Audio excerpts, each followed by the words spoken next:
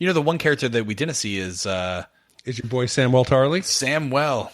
You are the Samwell Tarly of this podcast. I am the Samwell Tarly of this podcast. I just want to learn. And your parents hate you?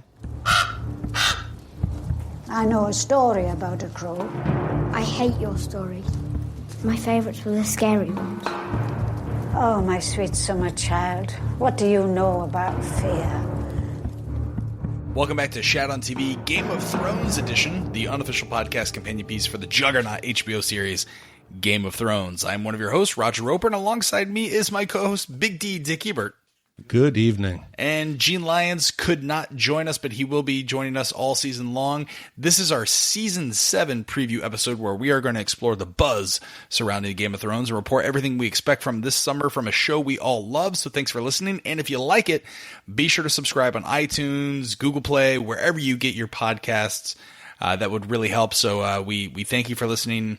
In anticipation for Season 7, I went back and I watched all of Season 6. I missed, I just found it refreshing because this is a series that all three of us undeniably, absolutely 100% love so much that we are actually going to press pause on our sister podcast, Shat the Movies, and focus solely our attention for the next 7 weeks on this series, Game of Thrones. Yeah, I think we had to do it as much as we've been able to keep up through Taboo and American Gods, putting out one movie a week plus the 2-episode format. There's no way with Game of Thrones. I've said it, to you both many times. You can't fake the material.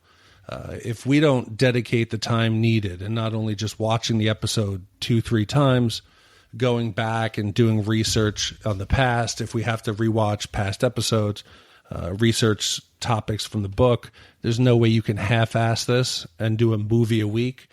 So yeah, I think it was the right thing to do to put that on hold for the next 8 weeks. Yeah, so if you are a fan of Westworld and you followed us over here, we are going to duplicate that same format where every week we are going to release a Instacast immediately after the Sunday night premiere. Then we are going to release a deep dive episode that will drop on Tuesday, followed by the top fan emails of the week, read and response episode that will happen on Thursday. Any fan email that we receive will also go on our website, shatontv.com. Just search for Game of Thrones and whatever we're going to call it. It's unnamed at this point, but if you have got a creative name, there's so many other Ravens, emails, names out there. We're looking for something creative. So I don't know, White Walker letters would be better than the Ravens. I don't know if White Walker letters is exactly what we're going to go with. Flaming sword letters. I don't know. Yeah, I hope our audience is a little more creative. Yeah, exactly. But the one thing that I do want to say here is I know that the Game of Thrones people are very, very enthusiastic about this show, and I'm going to have to warn you guys. Please send me your hateful tweets now. I'm probably going to be the one out of the three of us that will ask the most questions and get the most things wrong. So you guys are going to have to spell check me and fact check me all season long. But please keep with me on this. Yeah, and we're going to start off by saying there's tons of Game of Thrones podcasts out there, and we're getting into the game late. But I think what sets us apart is what we hope to do is engage the audience. Right. And what's helped us with Westworld and with our other podcasts is some of the bigger podcasts, yeah, they put out a great product, but the audience they're passive. They're just sitting and listening. It's a one-way conversation. Yeah, and we actually will sit and read everyone's email. Everyone we try to engage with. We've built good relationships with a bunch of our viewers throughout the series that we've covered. And I think that hopefully will set us aside. If you want someone to listen and actually get into that conversation, hopefully we're the podcast for you. All right, so the format for tonight's episode, we're going to do a Season 7 preview where we're actually going to analyze and break down the 2 main trailers that HBO has released, plus dive into the first 3 episodes HBO has released, descriptions of those. And then Gene has also written a blog that you can go and see on shatontv.com where we break down kind of our top things that we want to see in Season 7. So check all that out. And then we got big anticipation for this Sunday night's premiere of Game of Thrones. So just diving right in there into trailer 1, we first start off. This is kind of a Cersei focused trailer. That's what I got out of it. You first see at the first 5-second mark, Cersei's walking somewhere in King's Landing, looking diabolical as she typically does. She notes that she's surrounded by enemies. She's got enemies to the east, Grey Worm, who seems to be leading Daenerys' army. We see that. We also see enemies to the west. We see Euron Greyjoy's ship. Enemies to the south. We see a sword being sharpened. Presumably that might be Dorne, and then we see enemies to the north, Arya Stark riding a horse, and this is all being done in what appears to be is that the Red Keep? She's standing on a map? Well, the Red Keep actually comes in a little bit later, but what we're looking at is the map that we had seen Stannis and Melisandre hover over as they were planning, and we're seeing it at an angle that is flying north with the fireplace set in the back, which very much resembles the wall, and the fire might be predicting some of the big battles in the north to come. Well, we also see standing by Cersei's side is Jaime. It's a bit surprising, seeming how like Cersei has driven out almost every last remaining person close to her. Do you think that like what is going on there? Do you think Jaime, who's become a character that even though he's got his major faults, he's one of the characters that has grown? We've talked about this in other podcasts, how he's a character that you've grown to love. He seems to be one that the audience relates to. Do you think he's going to stay by her side the entire time? I think family is all he's concerned about, and he knows that the two of them, and they say, also that they're the only two Lannisters that matter. But in discussing this show with friends who you're trying to get them to watch it at the beginning, and I said, trust me, there will be a character who paralyzes a child, and a few seasons later, you'll be pulling for him. Only Game of Thrones can do that. So we've come to love Jaime, and we always think that good Jaime Lannister is right there under the surface. So I just hope he doesn't go back to his sister and revert back to dirtbag having sex with Cersei next to his dead son. Right. Yeah, you just got to hope that he is. So hot. But you're such a pervert. But I love that they're in that shot where Jaime and Cersei are standing on the map that they're making, and presumably it looks like the court of the Red Keep. Cersei is positioned in the shot that she's standing in the location of the twins or the neck. So metaphorically, it might be that she's finally figured out a way to put her foot on the throat and try to regain or retain power and remain on the Iron Throne. But it's a beautiful shot. Beautiful map. Now, question for you. What are the twins? You've seen it. It's Walder Frey's. Okay, got it. It's the two towers with the bridge between them, and it's a key geographic structure or geographic feature of Westeros, and that if you can control the twins, much like Walder Frey, when Robb Stark and all the armies of the North were stuck on the other side, he was forced to deal with Walder Frey. If Cersei could somehow gain control, well, now that Walder Frey has been killed, right, it would always remain a key focal geographic point. Well, right after that scene, it flashes to an overlay of Cersei narrative saying, well, we're the last ones who count. Of course, it shows Tyrion watching Daenerys' dragons. We also see Daenerys arrive at what appears to be a giant castle. Now, what is this castle that she's arriving at? Well, again, this is Dragonstone. This is the home castle of the Targaryens. We saw it back with Melisandre and Stannis and Davos, or even Gendry when he was held prisoner. It's that very bleak-looking beach and that imposing castle on the hill. And it's a beautiful, poetic, really quiet shot where Daenerys has finally touched back on Westeros soil. She takes a knee, she has her hand in the sand, and it reminded me a lot of returning soldiers from battle who are greeting family members or take a knee once they've returned home safely. It's that moment that we know shit's about to get real. We also then see Daenerys sitting on the throne. The throne appears to be like the throne at Dragonstone, but is this foreshadowing for something else? Like, do you think that this could be Daenerys, or is this a fake out?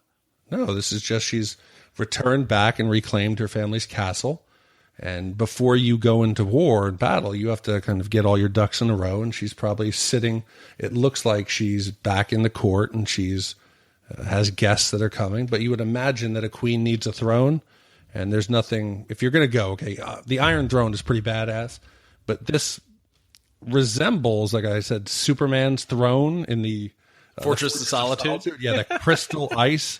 It looks pretty fucking badass. Listen, if Marlon Brando shows up, as the Targaryen Mad King and starts giving her advice, I'm out. I just hope they've smoothed it out because that rock wouldn't be comfortable in your ass. Well, then there's also what appears to be Daenerys's guards or soldiers of her attacking a castle. Who are they attacking in that?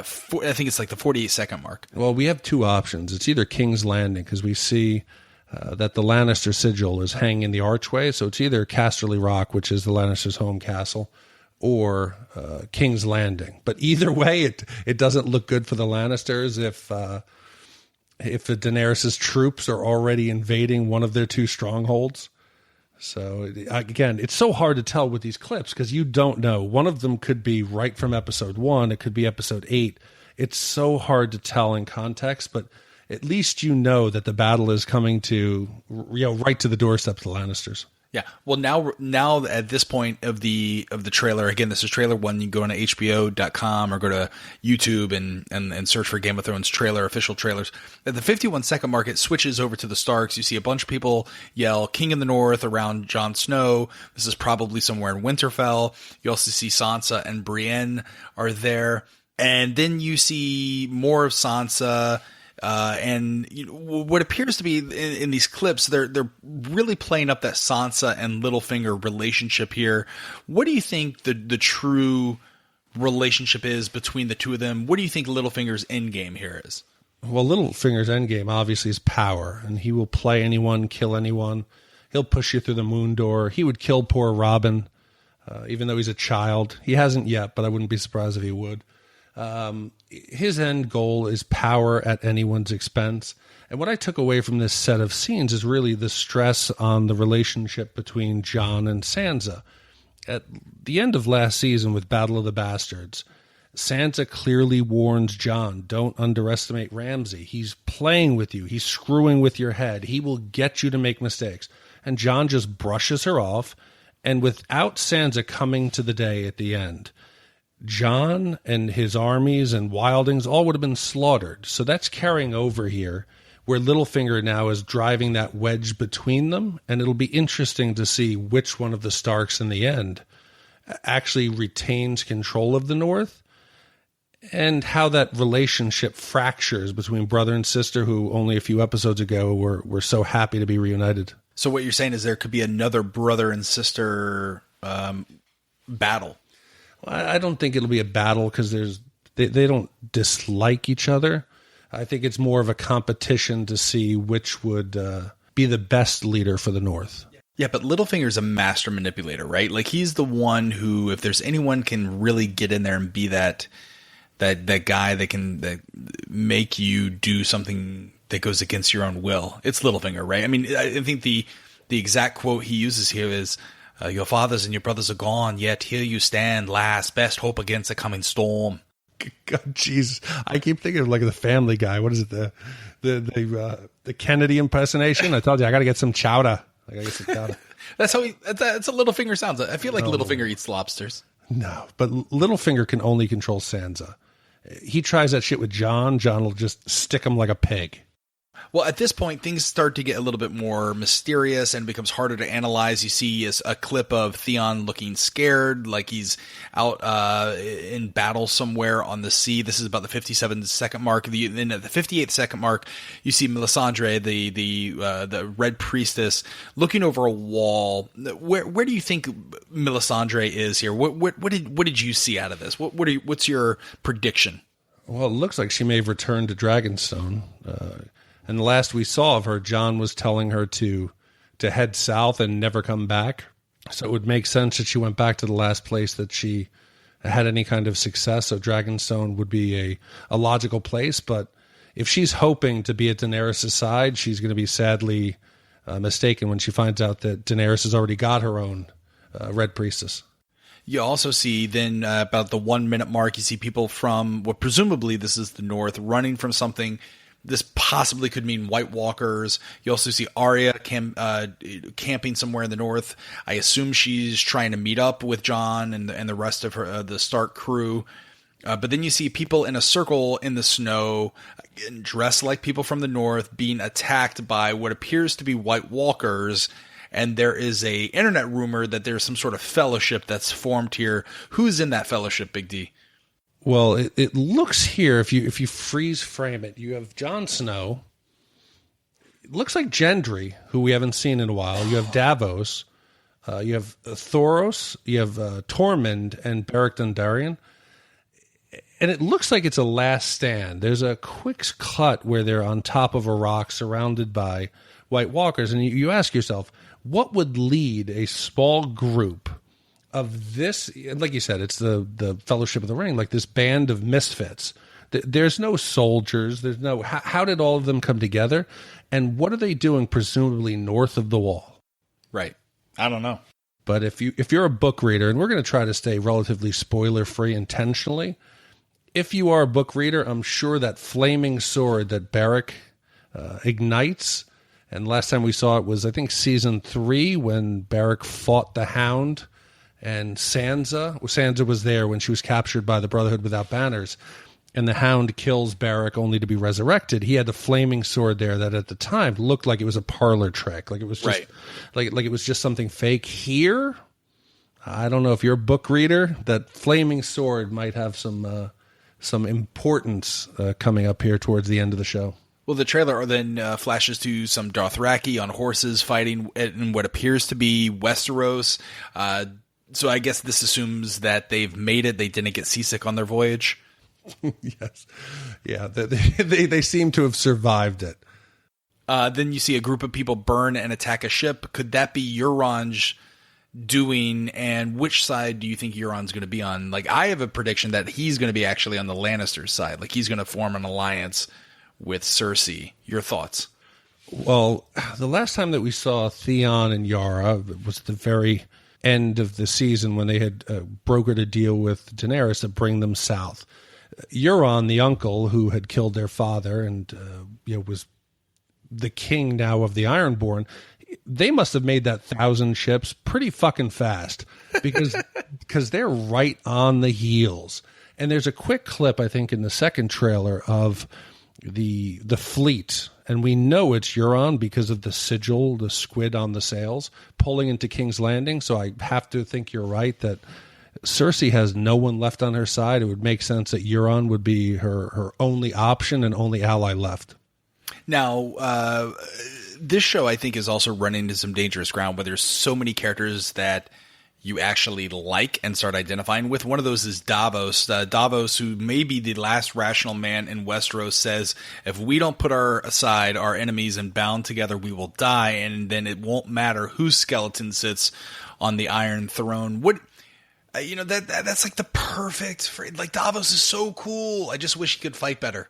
No, but he did okay. He did all right. He told us to forgive him when they were going to come in and take Jon's body for what we were going to see. He held his own, but yes, he's the voice of reason. And sadly today we see it. How many times are people, the one lone voice talking about whether it's climate change or something that affects us all, and yet everybody is still focused on their little piece of the pie, making their dollar. So I really don't think until the White Walkers are actually knocking on the throne room in King's Landing that anyone is truly going to listen. Or maybe once it starts snowing in Dorne. I just don't want him to die. I love Davos. I'm worried for him. Well, then you see a big character in armor with a full face shield. Is this the Mountain? Who's this character? This is about the 1 minute 15 mark. Yeah, so this is Sir Robert the Strong is his fake zombie name. But he is the Mountain who we saw resurrected last season.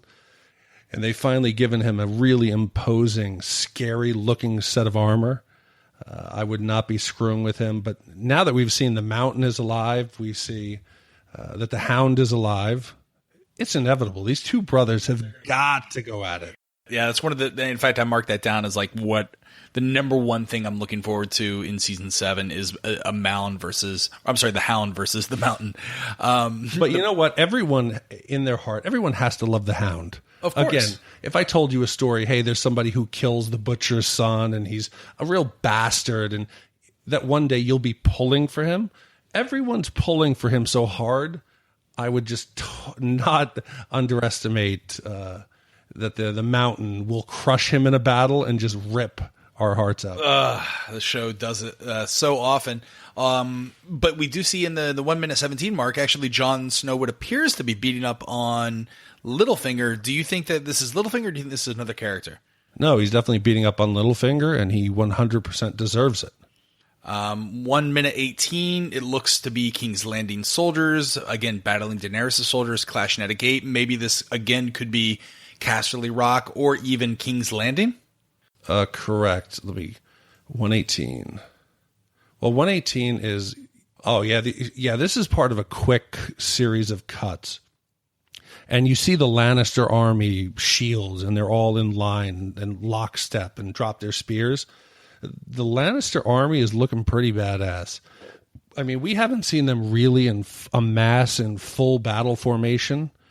We saw them a little bit when they had, set up a siege on the Blackfish last season. But here they look majestic. They look like they're ready for battle, and they're either defending King's Landing or Casterly Rock, but either way, it looks glorious. I want one of those shields. Yeah, and then about the minute 20 mark, you see, again, Arya looking under something, but then you see what appears to be this hand, a very creepy hand coming through a door. Whose hand is this? Oh, that's so sad. It has to be. If you look at it closely, it looks like grayscale. And the only one that we know that has grayscale right now is our good old friend Jorah Mormont. And it doesn't look like he's doing too well. Yeah, this is another character I don't want to die, but I mean, again, grayscale is a terrible affliction. Make sure, boys and girls, that you wrap up anytime you're having sex in Westeros. I think they're going to do the grayscale ice bucket challenge. Ah, totally. Mm-hmm. I don't know what that means. The ice bucket challenge, you never did? No, but I didn't know what that meant with grayscale. Oh, it's, tackling a disease that's... Yeah. Oh, I see what you're saying. Bad joke. We'll just... Man, wow. Good thing you're a dad. You see more about the minute 21. You see more Dothraki attacking people. You see Jon Snow and Tormund running away from, again, what appears to be White Walkers. But then you see Melisandre open up Grey Worm's shirt. However, we know that as an unsullied, Grey Worm has been conditioned physically and mentally not to engage sexually. Do you think they're going to take the plunge? Oh, that was Miss Sandy, not Melisandre. Sorry, Miss Sandy. Melisandre, young Melisandre, would do that, not old Titanic Melisandre. But Miss Sandy, yes. But the question has always been, what equipment is he missing? They've even discussed it on the show. Does he have the pillar? Does he have the stones? What's he missing? Do you think he's got the shaft?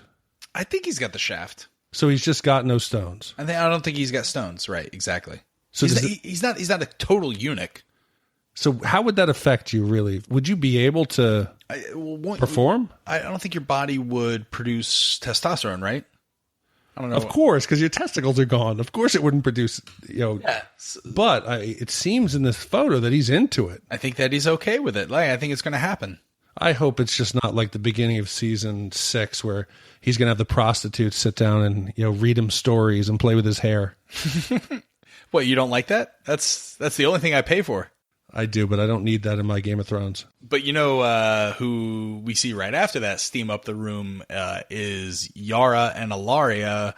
So many questions about this. How do you think they're meeting? Where? When? And is this the right time for a lesbian love affair? I don't think this is a wrong time for a lesbian love affair, but knowing Ilaria's history, I got to make sure that she doesn't have her special lip balm. Yeah.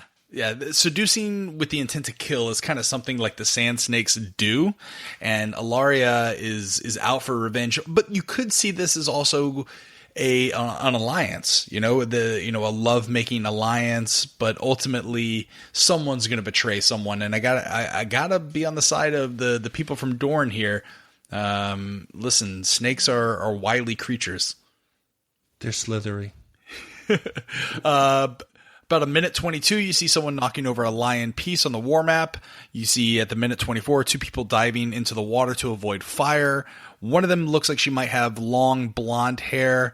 At a minute 27, you see one of Daenerys' dragons flies over her army. And then at a minute 32, finally Jon's voiceover, "The Great War is here." How much do you think we're actually going to see of the Great War? Do you think it's going to be like over the last couple episodes, or do you think it's going to be like action-packed, like every single episode is going to have some form of the Great War? You got to remember, we only have 15 episodes total left. You can't really space this out. You still have, even though all the players are on the map, they're still geographically spread out. I have to imagine we have the entire battle that will go on in the north and beyond the wall. Then you have also down to the south, you have, like, the beginning we said, enemies to the east, the west.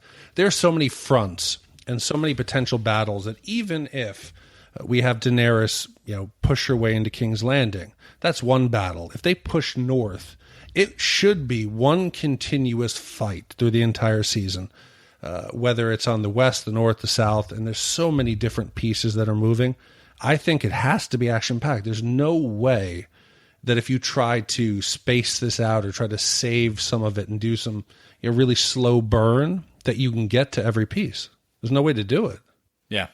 I think it's going to be a breakneck pace. And this is one of the reasons why I'm actually happy that they're off book, is that the producers of the showrunners of the show can actually move towards a conclusion. I know that's not a popular opinion, but I was not a book reader. So send your mean tweets to @Roger_Roper. We are going to fly through the second trailer, the second official trailer. I think it was entitled #Winter is Here. This is more of a Sansa Stark centered trailer. You see at the first 7 seconds Sansa looking apprehensive as she's walking away from the Winterfell Godswood. Meanwhile, you hear Littlefinger has a voiceover here again. I think this is showing the impact that Littlefinger has in terms of manipulation and the control that he has over Sansa, and what direction that may lead her down, what path that's going to. And then you see the gate of Castle Black is lifted as Mira and Bran prepare to cross back into the southern side of the wall. Yeah, so we go to the gate at Castle Black, which we've seen many times, and this is a big one if you're a book reader or if you have an idea of what could possibly come. And I don't want to really get any spoilery, so I'll stay real vague here. But the question has always been, could this wall have been built by man? Right. If you look at the scale of it, it's almost impossible. And they talk about, the history and the Bran the Builder, and it was built by men, but it's really not practical. I've always felt that there is a magical component to the wall. Right. And the White Walkers have always seemed to have enough power. Why wouldn't they just march south if they truly wanted to? And it comes back to possibly they can't. So do you believe by Bran and Mira walking through the gate that this will allow the White Walkers to come through the gate? I think it's very possible. Yeah. So I think we're seeing potentially a real epic piece that all along we've believed that the Night's King was chasing Bran to catch him.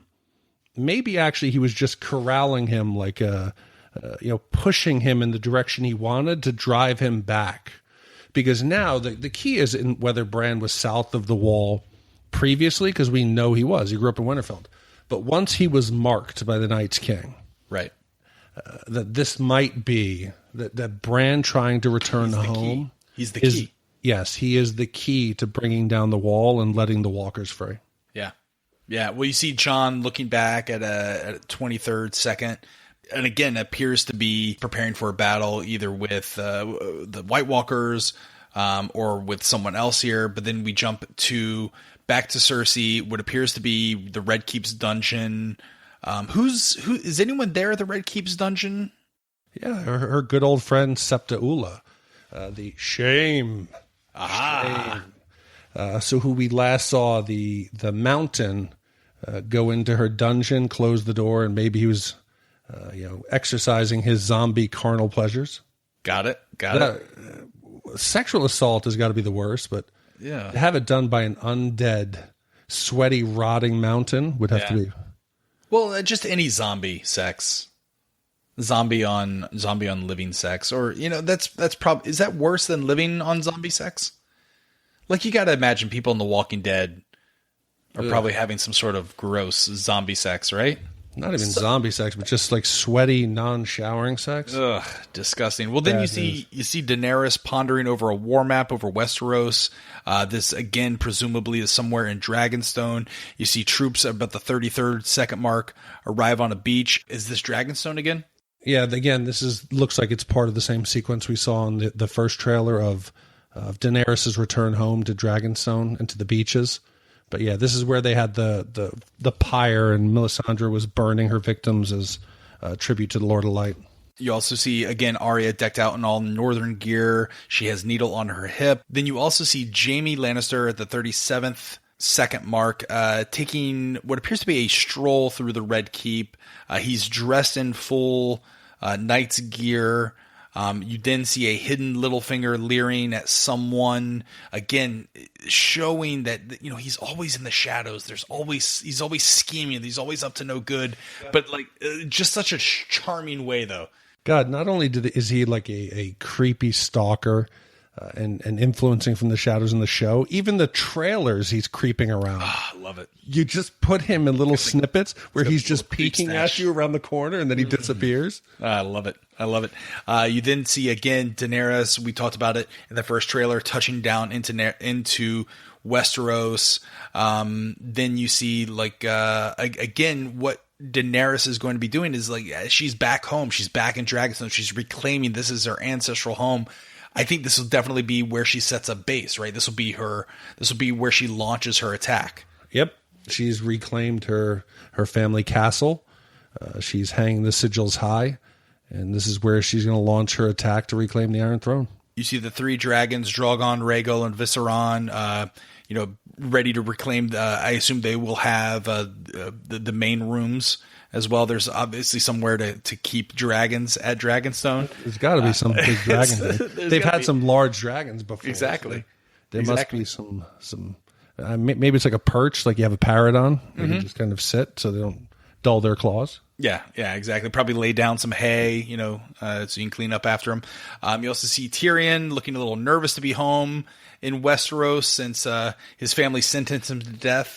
This is one character that, again, I really want to see live through season 8. Yeah, well, this is the only character that I think people would just go be up in arms. Yeah, if they killed him off. This is the Daryl Dixon. This is, if Tyrion dies, we revolt, right? We should get T-shirts made. God, I've never heard anyone say they're not a big fan of him. Yeah. And if you killed him off, and I love, it's epic. He's standing on the cliffs and he still has his Hand of the Queen pendant on. He's looking quite pensive, so I wonder what he's thinking of. Maybe his dear brother and sister back home. Mm-hmm. You also see Grey Worm looking ready for battle. He's got the full face shield on, looking as they're approaching some shores. You see Brienne and Podrick back at Winterfell. Will Podrick make it through Season 7 and Season 8? I get a feeling that Podrick may be a victim early on. No, the tripod has special gifts. They're going to keep him on the show for the ladies. All right. We then see one character that we did not see in trailer 1. We see the Hound. Again, we've talked about the Hound and the Mountain going toe-to-toe in Season 7, possibly even Season 8. Hopefully it's sooner than later. Yeah, what's cool about this is this is the first time we've seen the Hound in the snow. So it's very likely that he could be, venturing north with Barrack and the Brotherhood Without Banners and meeting up with Jon and be part of that. I think, as you described it, the fellowship. Mm-hmm. The fellowship of the White Walkers? Hell yeah. If you're going to have a sword on your side, he is one of probably the top 5. That's right. You also see then some ravens flying, and they seem to be under control. If you pause, and this is about the 1 minute, 2 second mark, you see that their eyes are glazed over. That usually means they're being controlled. They could either be controlled by Bran, or could they possibly be controlled by the White Walker King, the Night King? They could be, and it's hard to tell because ravens are used to convey. It's hard to tell. I'll be honest with you. It's also misleading because it's immediately smash cut to a scene of the Night's King, like looking up at us and glaring. So we're led to believe that the crows are under his control. To me, that says they're not. They're under the control of Bran. And this could be Bran very well coming through the wall, bringing it down, and him controlling the crows to send out the message, hey, I done fucked up. Crows or ravens? They all look the same to me. Blackbirds. You talked about Beric and his sword. Can we name the sword? Yes, we can call it Lightbringer. So if you want to Google Lightbringer, you're free to do that. But got it. We've seen him with a flaming sword before, but this one just seems to ignite on its own. Yeah. We then see, again, more of the Ironborn ships arriving somewhere or shipping out somewhere. Again, this is most likely Euron's ships. Is that correct? Yeah, I think this is Euron's fleet, and it looks impressive. Those black sails with the squid, they look badass. And it looks like at least 1,000 ships. So I don't know how they are. Obviously, they're sailors and they're great warriors of the sea, but they can also build ships pretty fucking fast. So it looks like they're pulling into King's Landing. You also see Tormund out on the battlefield. Hopefully there's going to be a little bit more of the Tormund and Brienne romance spark that's going to happen. You see more Drogon Dothraki charges. Then you see the wrath of Uncle Euron seeming to come down on Yara and Theon. I don't think, based upon what we've seen on both trailers here, I don't think it looks good for that side of the Greyjoy family. No, but when has Theon had anything good go his way? Man, that guy is cursed. No, but it looks like they're looking up at a giant ball of fire.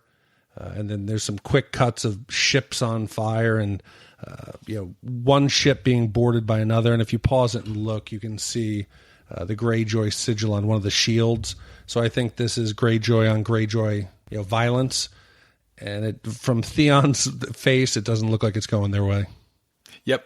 You also see, again, more of that fellowship fighting at the 1 minute 21 second mark. Then you see more White Walker fighting. Again, I can't wait to see more White Walker zombies fighting humans. Then at the 1 minute 26 second mark, you see Drogon looking ready to protect Daenerys. 1 minute 40 second. It ends with Sansa going full Team Stark with an epic voiceover. When the snows fall and the white winds blow, the lone wolf dies, but the pack survives. Does that mean we could see Jon Snow die? Well, yeah. So the wolf, it's obviously the Starks. But when you say the lone wolf, the question is, right now we have two wolves, at least we would say, with Sansa and Jon. Does one need to fall for the North to survive? And if that, which one would you have your money on to survive? I've got my money on Sansa Stark. Bullshit. You know why? Why? My boy Littlefinger. No, listen, Jon's not the brightest. Yeah. But he always seems to find a way to survive. For God's sake, he was dead. Can he die? Why not? Yeah. I don't know.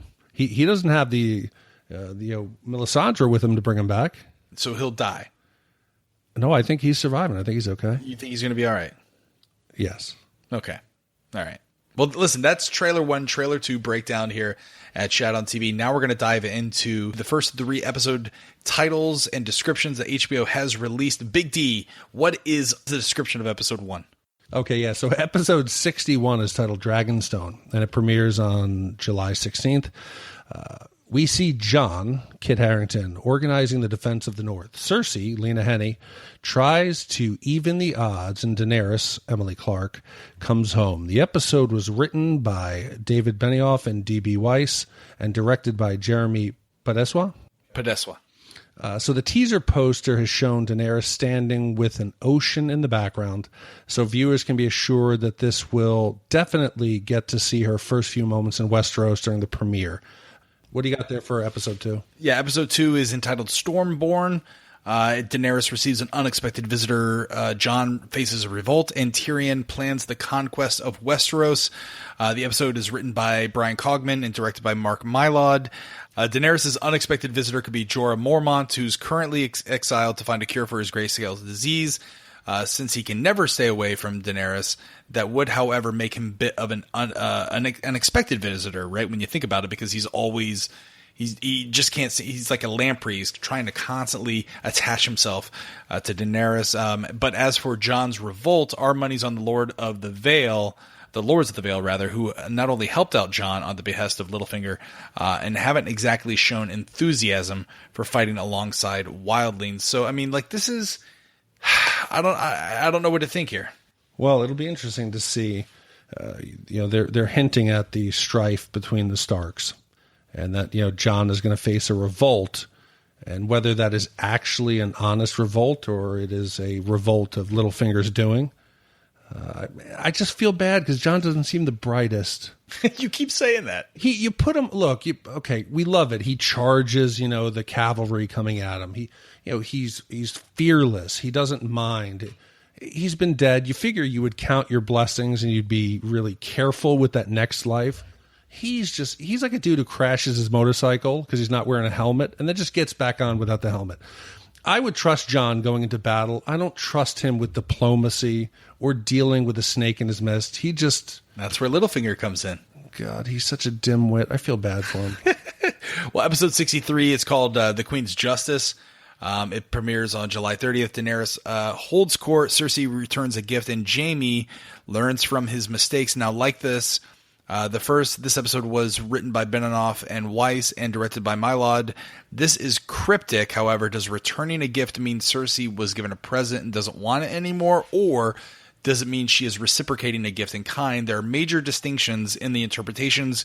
Jaime has made dozens of mistakes throughout the course of the show, and whether or not these certain actions were errors would depend on who's evaluating them. So this episode title sounds a bit ominous, and which queen is it referring to? Is it Daenerys or is it Cersei? So again, these are nothing but predictions and guesses at this point, guys. And I'm probably like the worst one, especially with this show, to surmise. Well, you got to remember that Cersei had made an agreement with Littlefinger about gifting certain lands and gifting certain castles. So it could very well be that her dealing with Littlefinger is coming back to bite her in the ass. But I don't think Jaime again is going to learn from his mistakes. No, he doesn't seem he seems like a Jon Snow character. Little smarter in the diplomacy era. But listen, love blinds even the smartest men. I agree. Yeah, I really was hoping for a little Brienne and a little bit of. I think Brienne's got the hots for Jaime. Yeah, no, I want to see a Tormund Brienne. That'd be great. Really? Yes, them in the hot springs in the north. Yeah, keep going. Oh, that'd be like you remember Deuce Bigelow, male gigolo? Did someone say steak? No, the woman with the giant feet. Right. I picture Brienne. Yeah. Laying on some kind of animal pelt. Yeah. And Tormund just massaging her giant feet. Yeah, those feet.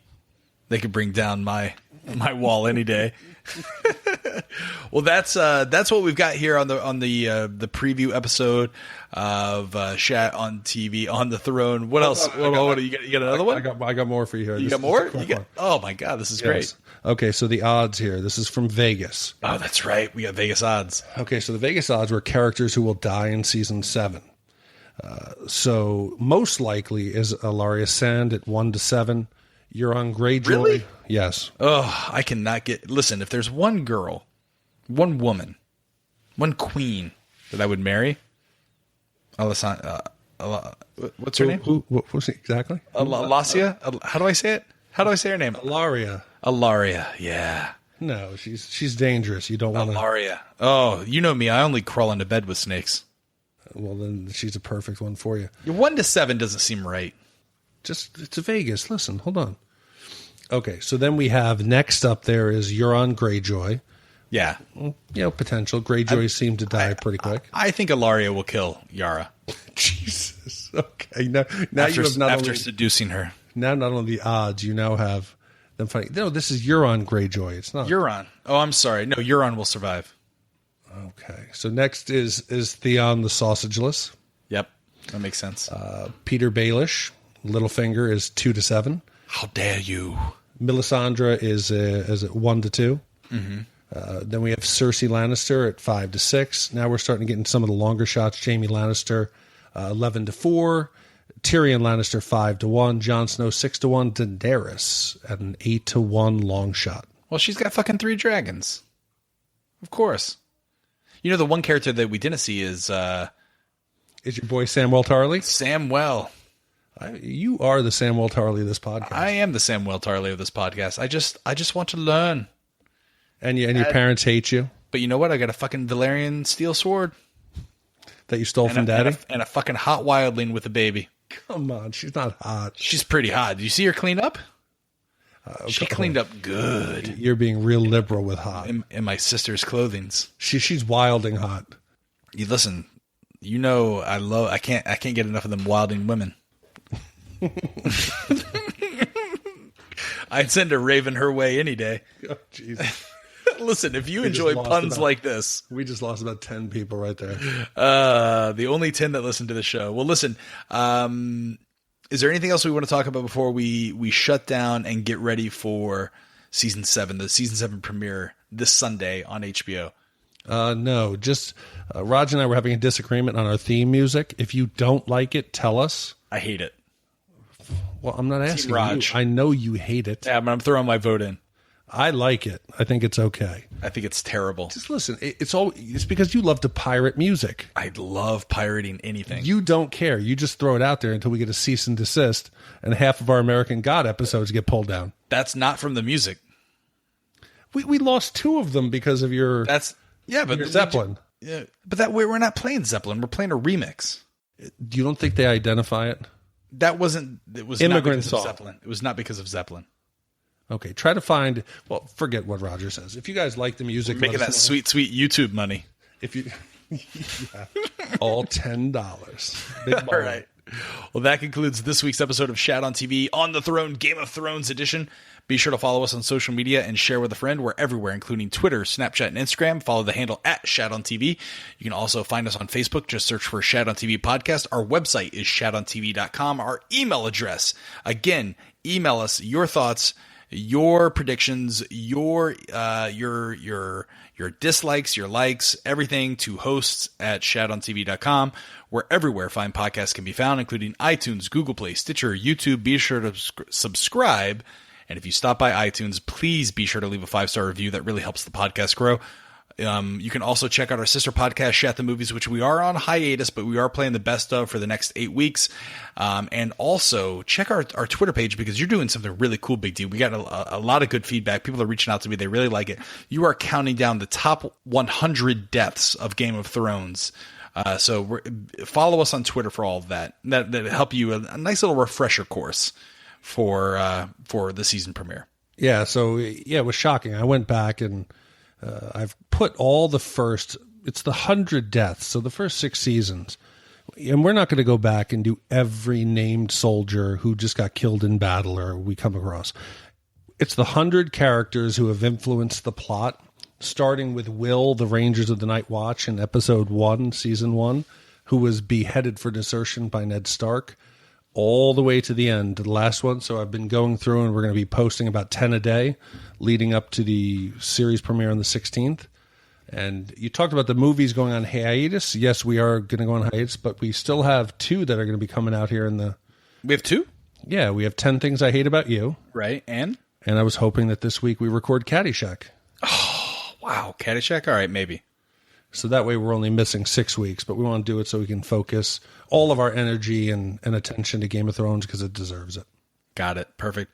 Well, on behalf of my co-hosts, Big D, Dick Ebert, and Gene Lyons, I'm Roger Roper. Be sure to join us every Sunday, Tuesday, and Thursday here at On the Throne, Shat on TV's Game of Thrones podcast.